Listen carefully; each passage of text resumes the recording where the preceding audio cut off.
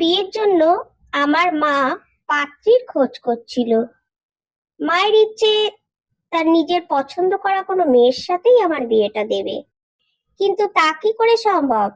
আমি তো অলরেডি পছন্দ করেই বসে আছি একজনকে, তার প্রেমে হাবুডুবুও খাচ্ছি।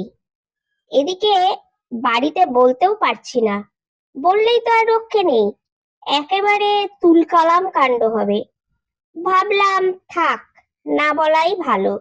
এই মুহূর্তে তো আর বিয়ে করছি না, বিয়ে করতে মোটামুটি 1-1.5 বছর বাকি। সুযোগ বুঝে একদিন মাকে সব কথা বলা যাবে, সেটাই ভেবে রেখেছি। আমি তখন দিল্লিতে থাকতাম, একটা ভালো কোম্পানিতে জব করছি। মায়ের সাথে প্রতিদিন ফোনেই কথা হয়।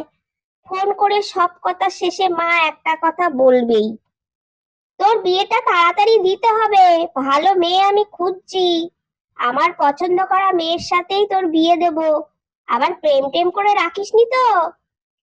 কথাটা রোজ শুনতে শুনতে আমি ক্লান্ত, তাই আমিও সেই একই ডায়লগ দিয়ে বলি, মা তুমিও না, আমার ওপর কি এইটুকু বিশ্বাস নেই? তোমার পছন্দ করা মেয়েকেই আমি বিয়ে করব, চিন্তা করো না তুমি। একদিন সকালে ঘুম থেকে তখনও উঠিনি, সাত সকালে ফোন করে মা আমাকে বলল, তাড়াতাড়ি হোয়াটসঅ্যাপটা চেক কর, খুব আর্জেন্ট। ঘুম চোখেই মাকে বললাম, সকাল সকাল কি পেয়েছো বলো তো? আবার হোয়াটসঅ্যাপ চেক করতে যাবার কি হলো? আরে একটা মেয়ের ফটো পাঠিয়েছি, ফটোটা দেখ তোর পছন্দ হয় কিনা। আমার তো খুব পছন্দ হয়েছে, ভাবছি ওই মেয়ের সাথেই তোর বিয়ে দেব, তুই কিন্তু না করতে পারবি না। আমি অনেক দেখে শুনেই এই মেয়েটাকে পছন্দ করেছি। ছবিটা ভালো করে দেখে নিয়ে মাকে বললাম, তোমার যখন পছন্দ হয়েইছে, আমি না বললেই কি তুমি আমার কথা শুনবে? তা কোথায় বাড়ি, কি করে, সব খুঁটিনাটি খোঁজ খবর নিয়েছো তো? হ্যাঁ সেসব নিয়েই তো বলছি, আমাদের বাড়ি থেকে 3 কিলোমিটার দূরেই মেয়েটির বাড়ি। যখন জিমে যেতাম তখন থেকেই পরিচয় হয়েছে। ও, তার মানে তুমি জিমে গিয়েও ঘটকালি করছো? এবার বুঝতে পারছি কেন তোমাকে জিমে যেতে মানা করে দিয়েছে। এই তুই বক বক করিস না, আমি কি করব কি না করব তোকে বলতে হবে না, তুই ফোনটা এখন রাখ। কথাগুলো বলেই মা ফোনটা কেটে দিল। আমিও আর না হেসে থাকতে পারলাম না। আমাদের বাড়িতে আছে বলতে মা আর বাবা। আমি আমার বাবা মায়ের একমাত্র ছেলে, কর্মসূত্রে বাইরে থাকি। মা নিজের শরীর স্বাস্থ্যের দিকে একদম নজর দেয় না, চেহারাটা বেশ ভারী হয়ে যাচ্ছিল আগের থেকে। নিজের খাওয়া দাওয়ার ব্যাপারে কোনো কন্ট্রোল নেই, বাবা বললেও বাবার কথা তো শোনেই না। মা আসলে নিজের বাড়িতে নিজেই হোম মিনিস্টার। ডাক্তার তো বলেই দিয়েছেন প্রতিদিন 1 ঘন্টা করে হাঁটতে, কিন্তু কে শোনে কার কথা। বাবা একদিন ফোন করে বলল, আরে তোর মা তো কোনো কথাই শুনছে না, খাওয়া দাওয়ার তো কোনো বিধি নিষেধ নেই, নিজের পছন্দ মতো রান্না করছে, নিজেও খাচ্ছে আর আমাকেও দিচ্ছে। বলতে গেলে বলে, খাও তো কিচ্ছু হবে না, এই বয়সে সব করলে হবে তাই না, বেশি বললেই ঝামেলা, তুই একটু বুঝিয়ে বল তো। বাবাকে বললাম, বেশ ঠিক আছে, আমি মাকে বুঝিয়ে বলছি। খাওয়া দাওয়ার ব্যাপারে কন্ট্রোল করার কথা মাকে বলতে গেলে আমাকে দুটো কথা শুনিয়ে দেবে।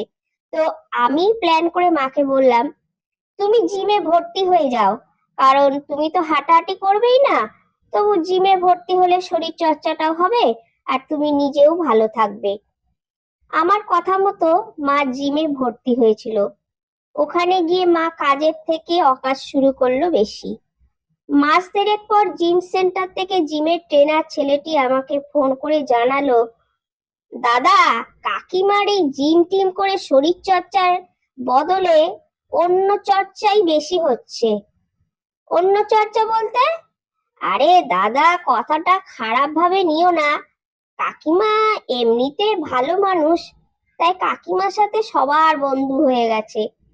প্রতিদিন জিম সেন্টারে ঢোকার আগে একটা সিঙ্গারার দোকান থেকে গরম সিঙ্গারা কিনে নিজেও খায়, আর যেসব মেয়েরা আসে তাদেরও খাওয়ায়। কাকিমাই সব থেকে সিনিয়র, তাই সবাই কাকিমা বলেই ডাকে।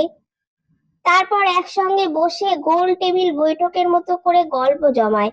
2 ঘন্টা গল্প টল্প করে তারপর বাড়ি ফিরে। এইভাবে জিমে এসে কোনোদিন মোচার চপ, ভেজিটেবিল চপ, সিঙ্গারা, একদিন দেখি মুড়ি মাখা বানিয়েছে। বেশ ভালো রকম খাওয়া দাওয়া চালিয়ে যাচ্ছে। আর তুমি বলো, কাকিমার বয়স বাড়ছে, এই বয়সে এসব করলে তো হবে না। এইসব দেখে আমি কিন্তু কাকিমাকে বলে দিয়েছি, কাকিমা আপনার দুবেলা হাঁটাহাঁটি করাটাই ভালো হবে, জিমে এসে আপনার লাভ কিছু হবে না। সত্যিই তো, জিমে গিয়ে শরীর চর্চা না করে ওইসব করে, তাহলে তো জিমে আসতে মানা করে দেবেই। মা জিমে যাওয়া বন্ধ করে দিল, তবে যে ভালো কাজটা করে এসেছে, ছেলের বিয়ের জন্য পাত্রী পছন্দ করে ফেলেছে। যাই হোক, মাস 6 পর বাড়ি এলাম।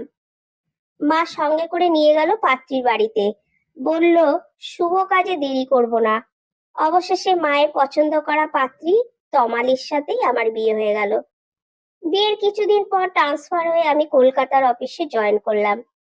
তবে তমালির সাথে আমার মায়ের খুব ভালো সম্পর্ক, একেবারে দুই বন্ধু যেন।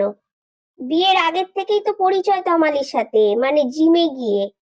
আর হবে নাই বা কেন, দুজনেই খাদ্য রসিক। তমালি যেটা সব থেকে ভালো পারে সেটা হলো সুন্দর সুন্দর রেসিপি বানানো।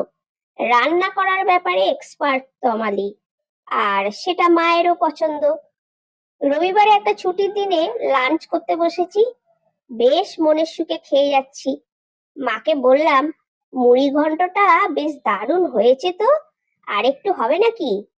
মা হেসে বলল, কে বানিয়েছে দেখতে হবে তো। মায়ের পছন্দ করা মেয়েকে বিয়ে করেছিস বলে আজ এত ভালো ভালো রান্না খেতে পাচ্ছিস। মায়ের পছন্দ কখনো খারাপ হয় রে? তমালির মুখের দিকে তাকিয়ে আস্তে করে বললাম, না না, খারাপ কখনো হয়? তুমি ডালে ডালে চললেও আমি যে পাতায় পাতায় চলি। কথাটা বুঝতে না পেরে মা জিজ্ঞেস করলো, কিছু বললি? না না, মুড়ি ঘন্টটা ফাটাফাটি হয়েছে, তোমার বৌমা রেঁধেছে বলে কথা। তমালি হেসে ফেলে কথাটা শুনে। তমালি বুঝতে পেরেছে আমি কি বোঝাতে চেয়েছি। তমালি মায়ের পছন্দ করা পাত্রী শুধু নয়, সে যে আমার পছন্দ করাই পাত্রী, মানে তিনিই আমার প্রেমিকা। গল্পটা তাহলে বলাই যাক। প্রেম করছি এটা জানতে পারলে মা তখন ঝামেলা বাঁধাবেই, তাই ফোন দিয়ে আটলাম। আমি প্ল্যান করে মাকে জিমে পাঠাই, তার আগে তমালিকে জিমে ভর্তি হয়ে যেতে বলি। আমার কথা মতো তমালিও ভাব জমিয়ে ফেলে মায়ের সাথে। আমি শুধু তমালিকে বলে দিয়েছিলাম মা সিঙ্গারা খেতে ভালোবাসে, প্রথম দিনেই গরম গরম সিঙ্গারা খাইয়ে দিও, ব্যাস।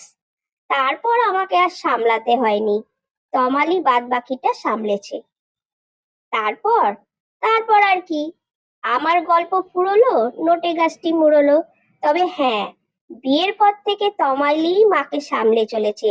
মা একমাত্র তমালির কথাই শুনে চলে এখন। মায়ের খাওয়া দাওয়ার ব্যাপারে অনেকটা রাশ টানতে পেরেছে তমালি নিজেই। আবার জিমে ভর্তি হয়েছে মা, সঙ্গে তমালিও নতুন করে শরীর চর্চা করছে দুজনেই। তবে কিন্তু ফেরার পথে গরম গরম সিঙ্গারা খেতে দুজনের কেউই ভোলে না।